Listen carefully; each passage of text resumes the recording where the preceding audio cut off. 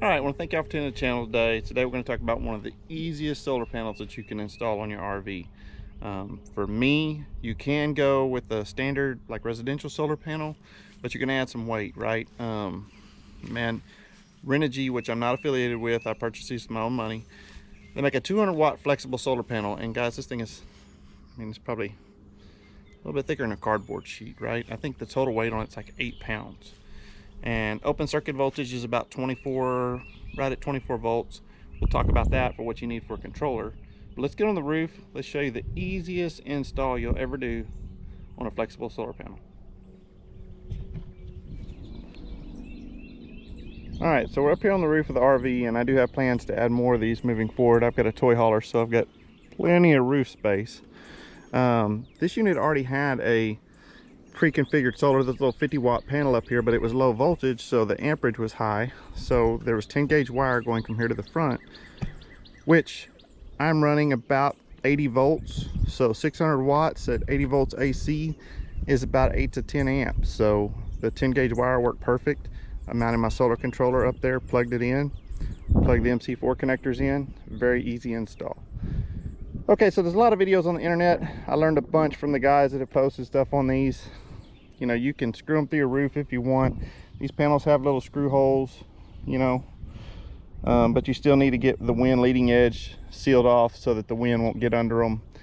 And for me, it looked like a lot of people had tried to seal them up completely, you know, and this is called Eternabond tape.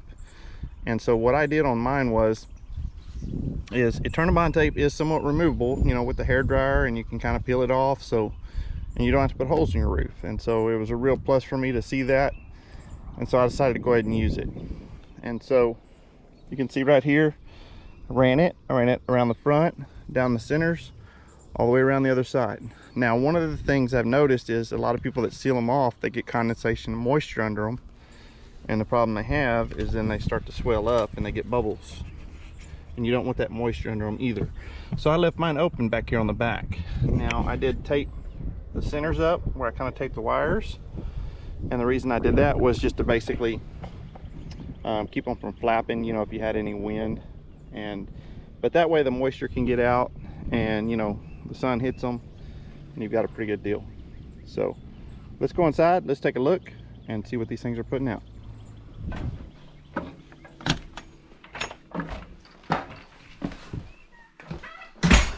Okay, so if we go in here and we take a look, we are in Texas. It's midday.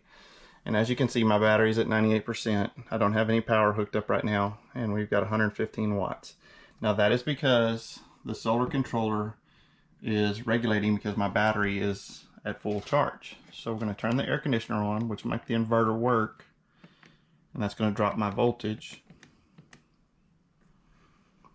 And then you'll see this charge controller is going to allow, there you go. So we've got 3 200 watt panels, so we've got a total of 600 watts up there. Like I said, Texas midday. I've seen this thing, just depending on the clouds, you know, it bounces from 350, 400, almost up to like 580. Okay, so pretty impressed with the output of these flexible panels for what they are. Man, they put out a lot of power. And you know, just so you know, if you're figuring your charge controller, you know, like I said, I'm right at 75 volts. I really could put one more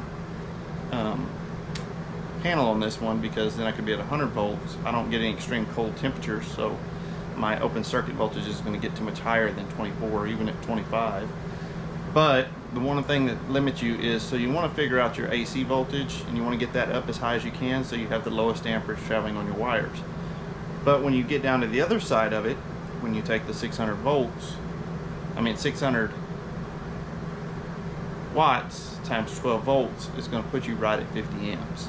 And that's what I'm seeing. I'm seeing 45 to 50 amps. Of course, I've got number 6 going from that, and then a 50 amp circuit breaker going back to the battery.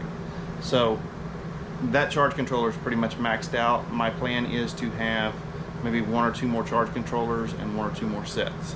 And then basically you've got 50 amps on each one of those. Really don't want to get much higher than that. Don't want to have to run any bigger wire than that between my charge controllers and my batteries. So that's the reason I chose the 150. There's all kinds of options on what you can get. You can get a 150 or a 250, 50, just depending on the voltage of your panels and how many you're planning on tying in. But I'm gonna turn this around again. Just want to show y'all. We go back up here and look. We're literally right now, solar wise, making about 498 watts, 500 watts. That's pretty impressive on 600. I'm gonna put a screenshot up of these panels so y'all can actually see what the specs are on them. And then I'm actually logging into my Victron app right now. So when you log into your smart solar, I'll kind of show you this on my phone. Y'all can see it. You can see we're 509, 517.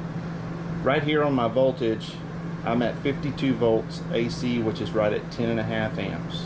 For number 10 wire, that's plenty. Here's your battery voltage, we're at 13.2.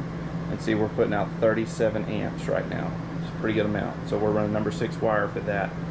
Your state is on. It'll pull your history, you can look at that, and your trends.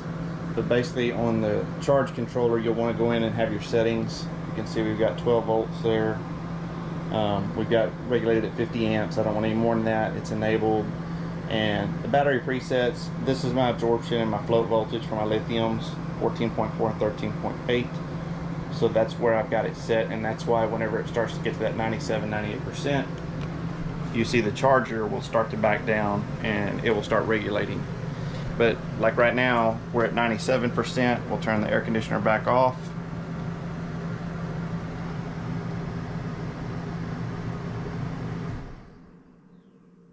And see, it's going to stay at 500. It's going to allow it to start charging until it gets to that flotation voltage.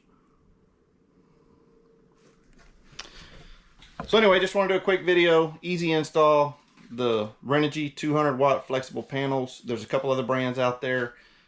I'm impressed with them, and for the weight, I really didn't want to add any more weight to my toy hauler. I mean, I load my Can-Am Defender Max in here, plus the payload. I don't want to get it any heavier than it is, and so, you know, having an 8-pound solar panel, that's great.